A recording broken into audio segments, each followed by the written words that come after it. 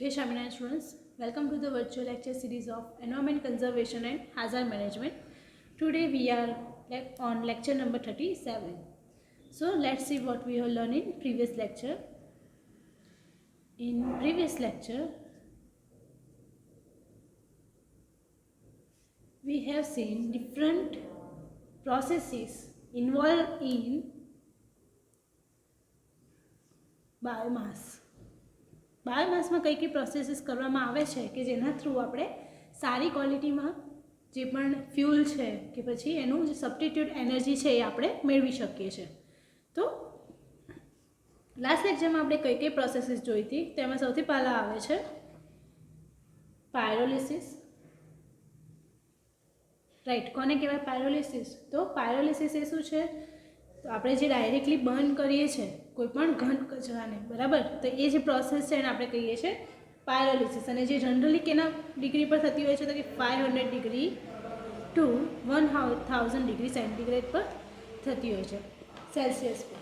Okay, ત્યારબાદ આવે છે હાઇડ્રો ગેસિફિકેશન, કે જેની અંદર આપણે જે બર્નિંગ કરીએ છીએ બાયોમાસનું એના થ્રુ આપણને ગેસ ફોર્મમાં ફ્યુલ મળે છે, બરાબર, જેમાં મિથેન, ઇથેન જેવા ગેસીસ એમાં ઓબ્ટેન થતા હોય છે. ઓકે, ત્યારબાદ આવે છે hydro generation. Hydro generation that means thermochemical process in which biomass is heated for 550 degree centigrade. બરાબર છે, એટલા ટેમ્પરેચર પર એને શું કરવામાં આવે છે? બર્ન કરવામાં આવે છે. અને એમાંથી આપણને સોલિડ માસ જે મળે છે અને એની સાથે લિક્વિડ ફોર્મ પણ મળે છે. રાઈટ, તો એ જે લિક્વિડ ફોર્મ છે મિથેનોલ, ઇથેનોલ જેવા, એ આપણે એઝ અ લિક્વિડ ફ્યુલ તરીકે આપણે યુટિલાઇઝ કરી શકીએ છીએ. ત્યારબાદ હવે આપણે જોઈએ આજના લેક્ચરમાં. સો in today's lecture let's see biochemical procedures. Biochemical processes.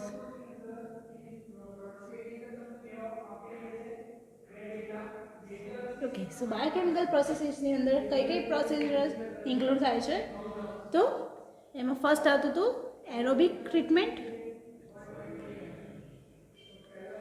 Right. પછી આવે છે એમાં એનએરોબિક ટ્રીટમેન્ટ. થર્ડ છે કેમિકલ રિડક્શન.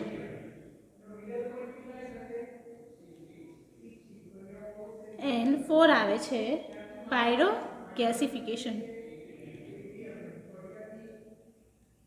રાઈટ, સો આ 4 પ્રોસેસીસ આપણે આજે જોઈએ. ઓકે, સો એરોબિક ટ્રીટમેન્ટ કોને કહેવામાં આવે છે?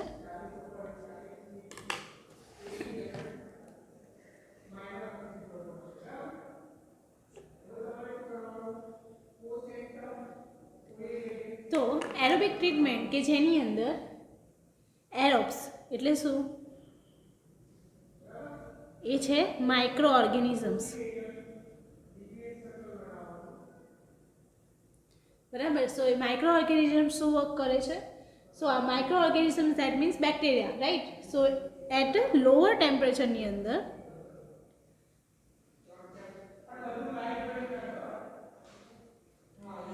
એ બાયોમાસને શું કરે છે? ડાયજેસ્ટ, એટલે કે એને પચાવવાનું કામ કરે છે, બરાબર. સો એનું ડાયજેશન થશે એટલે કે એમાં શું થશે?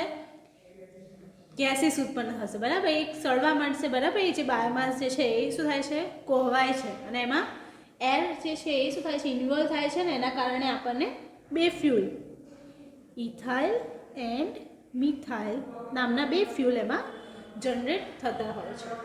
ઓકે, સો ત્યારબાદ આવે છે પ્રોડક્શન ઓફ મિથેનોલ અને ઇથેનોલ.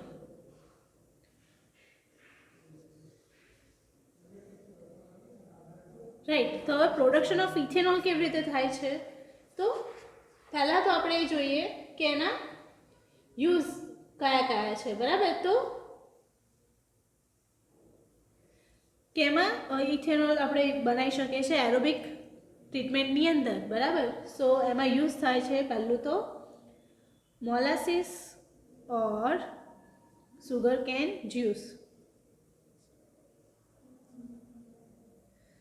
બરાબર, તો કે સુગર કેનનું જે જ્યુસ છે કાં તો મોલાસીસ છે, બરાબર, એ બંનેનો યુઝ આપણે કરીને ઇથેનોલની પ્રોડક્શન કરતા હોય છે. અને એની અંદર આપણને મેક્સિમમ ઇથેનોલ એટલે કે 70 litres of ethanol 70% liters of ethanol from 1 ton sugar cans. ખાસી બધી ક્વોન્ટિટીમાં આપણને ઇથેનોલ મેળવાઈ શકાય છે, બરાબર. સો એમાં બેઝિક એ જ પ્રોસેસ છે જે એરોબિક પ્રોસિજર આપણે ફોલો કરીએ છીએ. એ થ્રુ આપણે શું કરીએ છીએ, મોલાસીસ કે સુગર કેન જ્યુસ છે એને આપણે ડાયજેસ્ટ કરાવીએ છીએ. ઓકે, ત્યારબાદ આવે છે સ્વીટ સરગમ્સ. રાઈટ, એ કેવું વનસ્પતિ છે કે જે આપણે યુટિલાઇઝ કરી શકીએ છીએ. તો એમાંથી આપણને શું મળે છે, તો એની અંદર સ્ટાર્ચનું પ્રમાણ ઘણા મોટા હોય છે. સ્ટાર્ચ, એકોનાઇટ એસિડ, બરાબર, જેના કારણે પ્રોસેસ કરી શકીએ છીએ. થર્ડ છે starch from corns and potatoes. Right, so આવા જે કોર્ન્સ છે, પોટેટોસ છે કે જેની અંદર સ્ટાર્ચવાળા પોર્શન્સ વધારે છે, બરાબર. સો એવી ટાઈપના આપણે જે વનસ્પતિ છે એનો આપણે યુટિલાઇઝ, એનર્જી પ્લાન્ટ આપણે જે કહીએ છીએ, બરાબર. સો એનો આપણે યુટિલાઇઝ કરી શકીએ છીએ અને જેની અંદર આપણને સારા એવા જેટલું પ્રમાણમાં સ્ટાર્ચ વધારે હશે એટલું આપણને ઇથેનોલનું પ્રોડક્શન પણ વધારે મળશે. ફોર્થ એમાં આવે છે સેલ્યુલોઝ વુડ, કે જેની અંદર સુગરનું પ્રમાણ વધારે હોય છે, એવા વુડ એન્ડ એગ્રો વેસ્ટ, કે જે નીંદણ આપણે કહીએ છીએ, બરાબર. જે વેસ્ટિંગ પ્લાન્ટ્સ છે, બરાબર, કે પછી ગ્રોઈંગ જે આપણા પ્લાન્ટ્સ છે એની અંદરથી આપણને સારા એવા પ્રમાણમાં પ્રોસેસર્સ થ્રુ ઇથેનોલ પ્રાપ્ત થતું હોય છે. તો એનું એક આપણે ઇક્વેશન જોઈએ કેમિકલ રિએક્શનનું. સો H2H12O6 આને આપણે કહીએ છીએ ગ્લુકોઝ, બરાબર. સો ગ્લુકોઝનું શું થાય છે, વિઘટન થાય છે, એટલે કે એમાંથી ડાયજેસ્શન થઈને એનું અલગ અલગ પોર્શનમાં ડિવિઝન થાય છે. દેટ મીન્સ C2H5OH, જેને આપણે કહીએ છીએ ઇથેનોલ, એ આપણે મેળવી શકીએ છીએ. પ્લસ CO2 ગેસીસ જે છે એની આગળ રિલીઝ થતા હોય છે. ઓકે, ત્યારબાદ આવે છે પ્રોડક્શન ઓફ મિથાનોલ ઓર મિથેનોલ, બરાબર. સો મિથેનોલનું પ્રોડક્શન કેવી રીતે કરવામાં આવે છે, તો કઈ મટીરિયલ્સ, તો કે wood, grass, leaves and other farm wastage, બરાબર. એ બધું જે છે એ શું કરવામાં આવે છે, પ્રોડક્શન ઓફ મિથેનોલમાં યુઝફુલ થતું હોય છે, બરાબર. So the raw feed stocks are converted into the carbon monoxides and hydrogen. જે રો મટીરિયલ્સ છે એટલે કે રો ફીડ સ્ટોક્સ છે એનો આપણે કન્વર્ઝન કેમાં કરીએ છીએ, તો કે કાર્બન મોનોક્સાઇડ, જેને આપણે CO તરીકે ઓળખીએ છીએ, અને બીજું જે આવે છે એ છે hydrogen H2.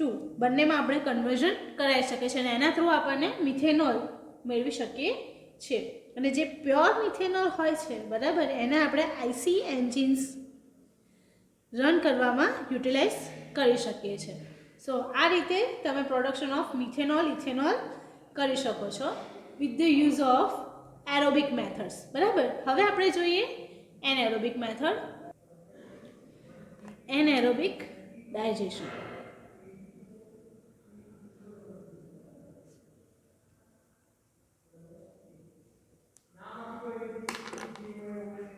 Okay, so anaerobic digestion શું છે, તો કે series of micro organism break down biodegradable materials, break downs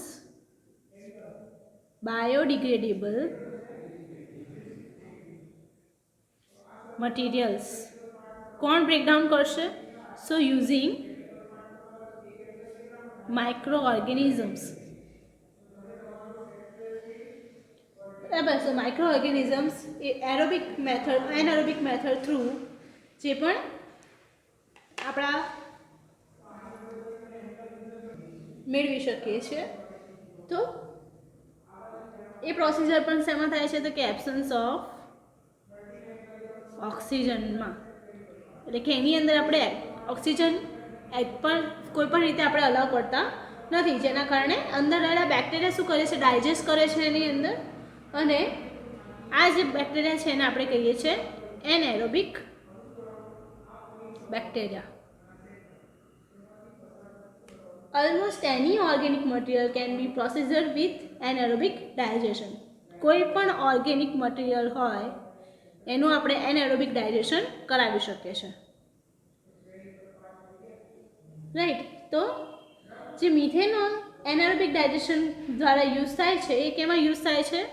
તો એલપીજીમાં. રાઈટ. તો એ સારા એવા સોર્સમાં આપણને મેળવી શકાય છે.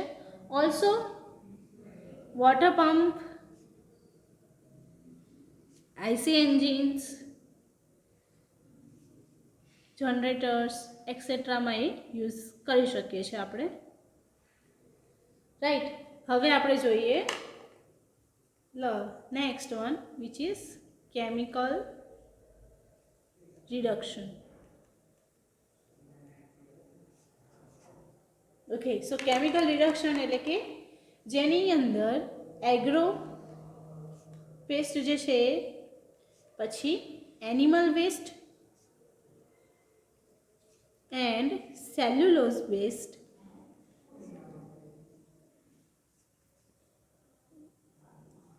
ફ્રોમ ધી પ્લાન્ટ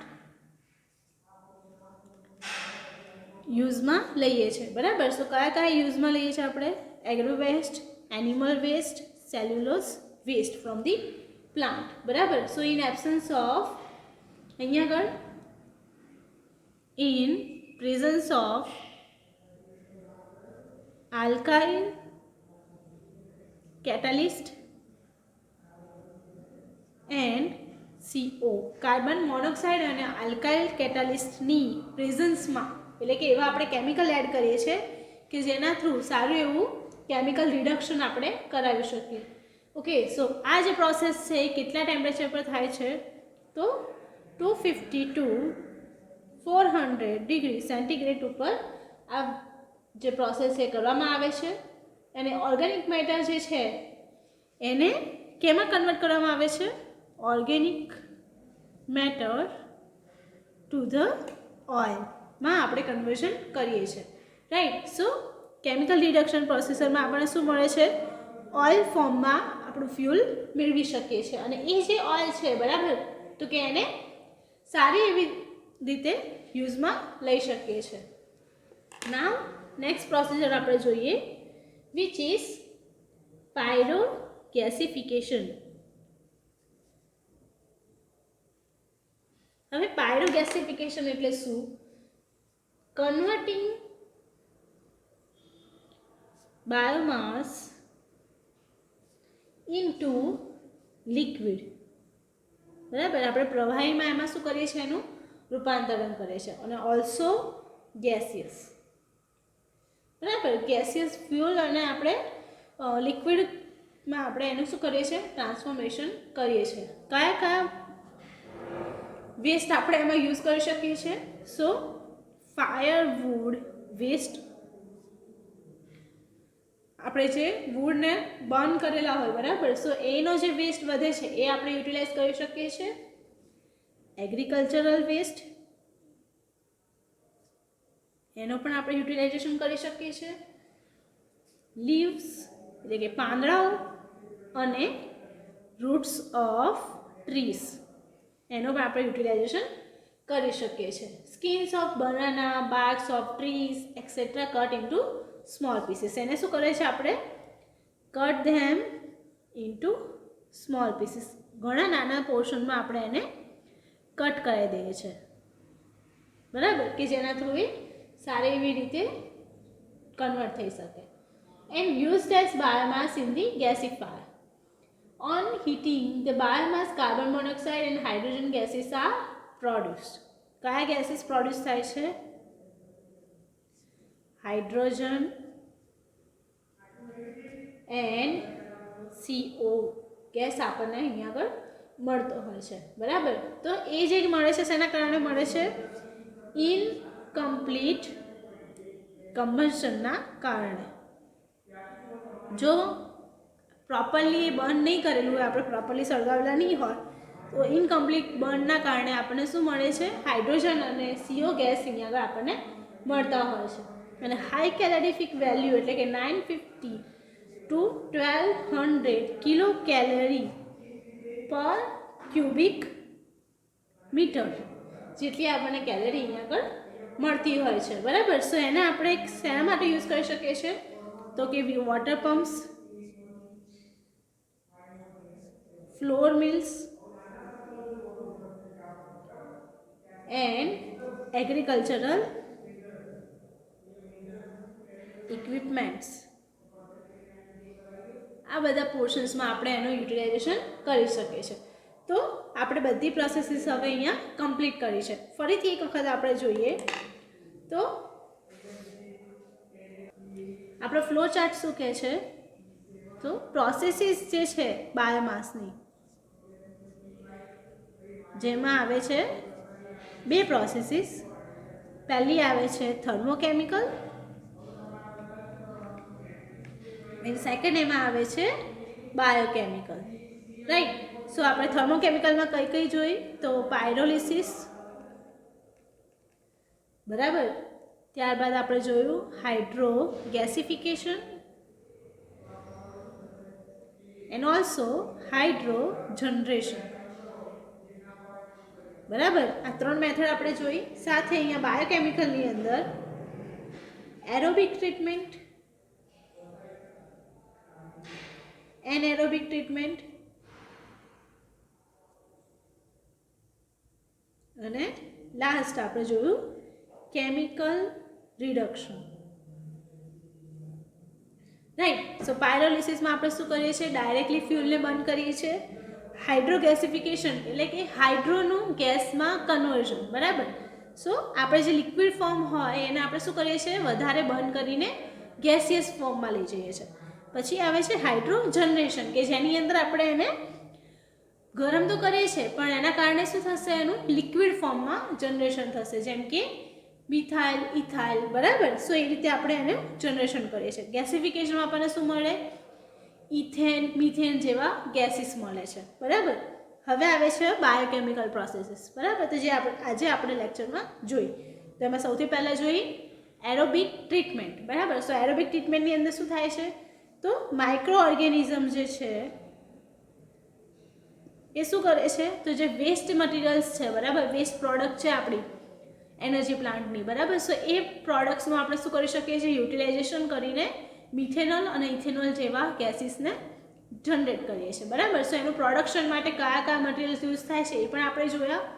ત્યારબાદ આપણે જોયું એનએરોબિક ડાયજેશન, બરાબર.